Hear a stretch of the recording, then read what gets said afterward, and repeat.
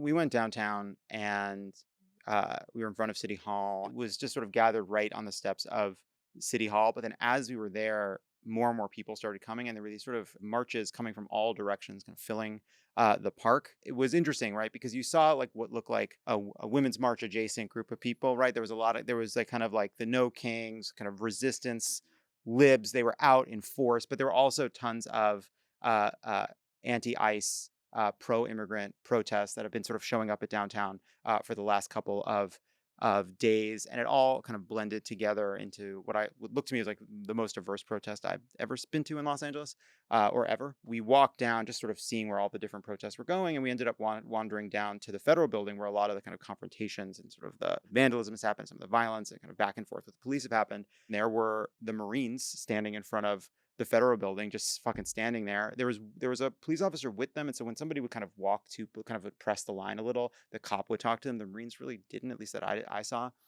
But some people were shouting at the Marines angrily. Some people kind of more forlornly, being like, "You shouldn't be here," right? You saw like everything there. But what I felt seeing the Marines is, God, like Trump forcing like the military to kind of march in front of him on his birthday, sending these fucking guys to a federal building, and you're like, why are they guarding the federal building? To protect them from the protesters? Why are the protesters there? Because they're angry about the Marines. Yeah. And it just like I just felt It's like a bad for self-licking them. ice cream Yeah, cone. like I just felt, yeah, exactly. I just like felt bad for them. Like the whole thing like felt combustible. Like you just felt like, oh, this is where this is where it's gonna happen, because as all these protesters that came for the main event start leaving, there will just be left behind the people that have been kind of fucking throwing shit and making kind of trouble over the last couple of days. And sure enough, that is what happens.